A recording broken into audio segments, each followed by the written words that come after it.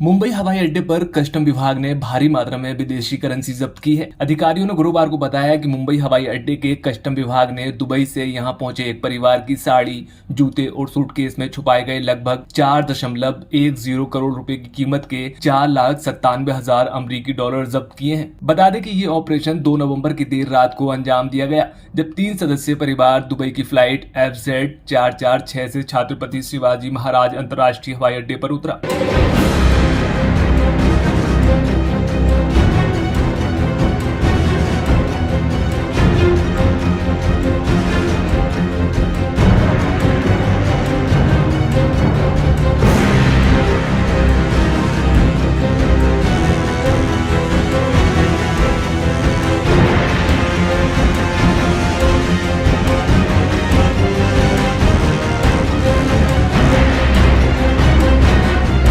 दरअसल एक गुप्त सूचना के बाद एयर इंटेलिजेंस यूनिट द्वारा एक पकड़ने के लिए अभियान चलाया गया और 2 वरिष्ठ नागरिकों सहित परिवार को पकड़ लिया गया। अधिकारियों ने परिवार के सामान और सभी सदस्यों की सही से तलाशी ली। वहीं जब AIU ने यात्री की साड़ी की सिलवटों में छुपाए गए अमेरिकी डॉलर के बंडलों को बरामद किया और जब्त कर लिया। वहीं और तलाशी की गई तो जूते के अंदरूनी तलवे और परिवार के सूटकेस में से अमेरिकी डॉलर बरामद किए गए, जिसके बाद तीनों को गिरफ्तार कर मजिस्ट्रेट कोर्ट में पेश किया गया, जहां से उन्हें 14 दिन की न्यायिक हिरासत में भेज दिया गया है।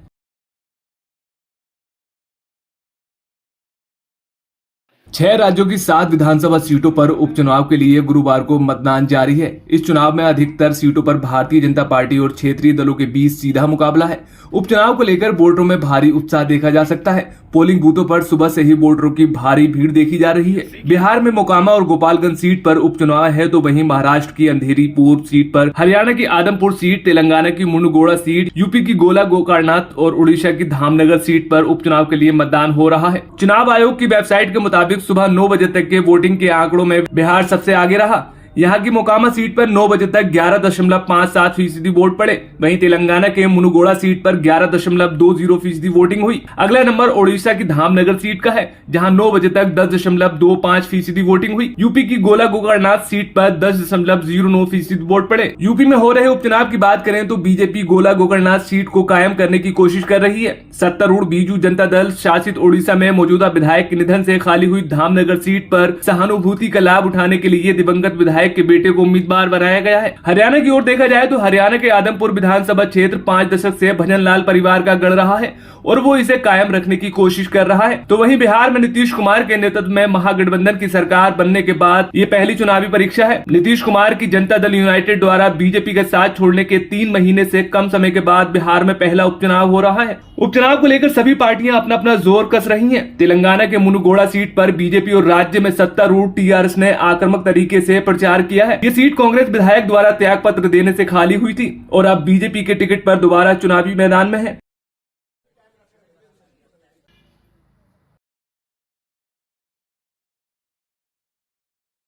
गुजरात में विधानसभा चुनाव का बिगुल बज गया है। इलेक्शन कमीशन ऑफ इंडिया ने प्रेस कॉन्फ्रेंस कर चुनाव की तारीखों का ऐलान कर दिया है। 182 सीटों वाली विधानसभा के लिए 2 चरणों में मतदान होंगे। पहले चरण की वोटिंग 1 दिसंबर को होगी, जबकि दूसरे चरण के लिए 5 दिसंबर को मतदान किया जाएगा।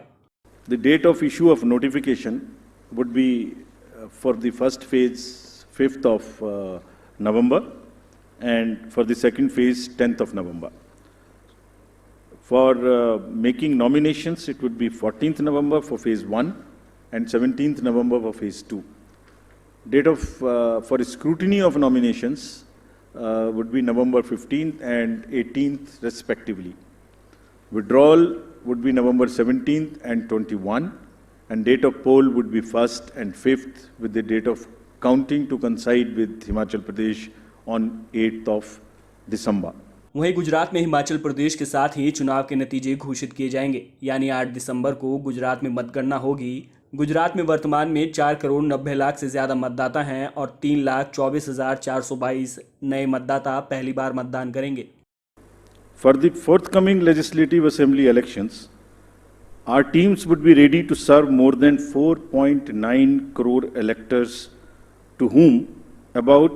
of whom about 27,000 are service electors, 4 lakh persons with disability, more than 9.8 lakh voters above the age of 80 years, and out of which 10,000 voters are centenarians.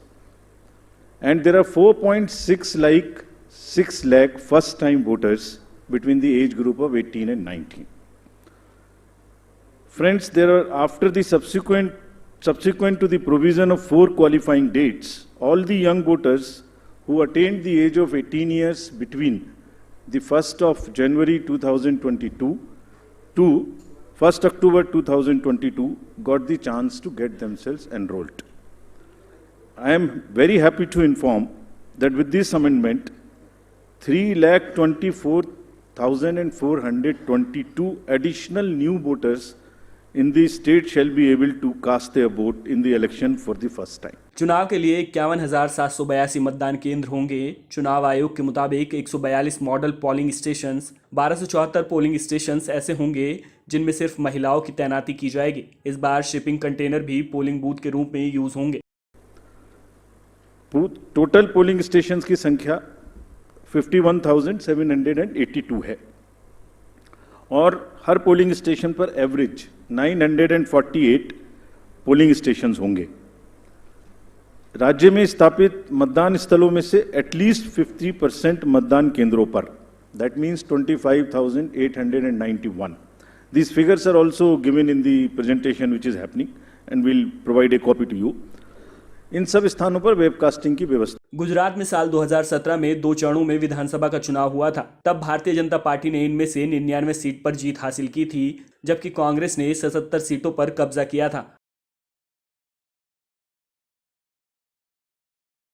साल 2000 में लाल किला अटैक के दोषी आतंकी मोहम्मद आरिफ उर्फ अशफाक की फांसी की सजा को सुप्रीम कोर्ट ने बरकरार रखा है। कोर्ट ने लश्कर ए तैयबा आतंकी अशफाक की रिव्यू पिटीशन को खारिज कर दिया है। अशफाक की पुनर्विचार याचिका को खारिज करते हुए चीफ जस्टिस यूयू ललित और जस्टिस बेला एम त्रिवेदी की एक बेंच ने कहा कि इलेक्ट्रॉनिक रिकॉर्ड पर विचार करने के आवेदन को स्वीकार किया जाता है। बेंच ने कहा कि हम उस आवेदन को स्वीकार करते हैं कि इलेक्ट्रॉनिक रिकॉर्ड पर विचार किया जाना चाहिए। वो दोषी साबित हुआ है। हम इस अदालत के फैसले को बरकरार रखते हैं और रिव्यू पिटीशन को खारिज करते हैं। दरअसल लाल किले पर आतंकवादी संगठन लश्कर ए तैयबा ने 22 दिसंबर 2000 को हमला किया था, जिसमें 2 सैनिकों समेत 3 लोगों की मौत हो गई थी। फोन रिकॉर्ड के आधार पर पुलिस ने अशफाक को गिरफ्तार किया था। साल 2005 में निचली अदालत ने अशफाक को फांसी की सजा सुनाई थी, जबकि साल 2007 में दिल्ली हाई कोर्ट ने इस सजा को बरकरार रखा था। इसके बाद सुप्रीम कोर्ट की बेंच ने साल 2011 में भी इस सजा को बरकरार रखा था। वहीं साल 2013 में आरिफ की रिव्यू पिटीशन और साल 2014 में क्यूरेटिव याचिका भी खारिज हुई थी, लेकिन साल 2014 में ही आए एक फैसले की वजह से उसे दोबारा अपनी बात रखने का मौका मिल गया। लेकिन अब एक बार फिर सुप्रीम कोर्ट ने उसकी रिव्यू पिटीशन खारिज कर फांसी की सजा को बरकरार रखा है।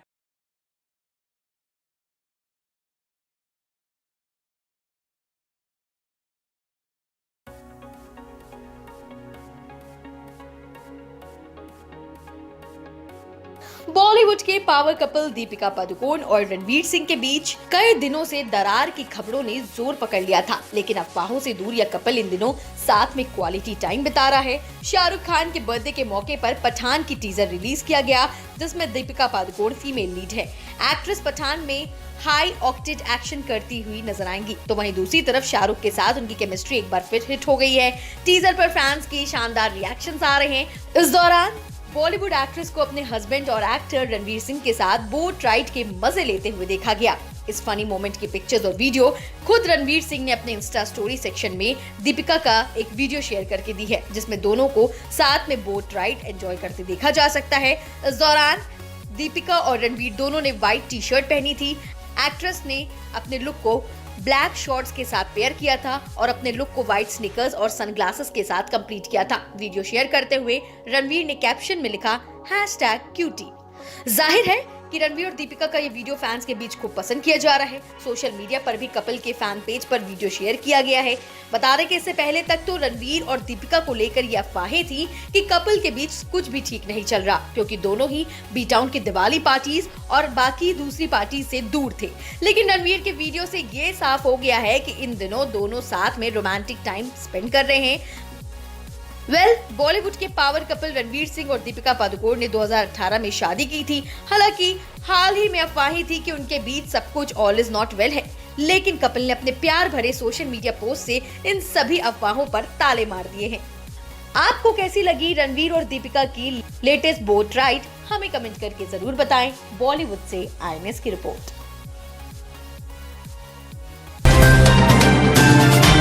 Subscribe now and press the bell icon. Never miss an update.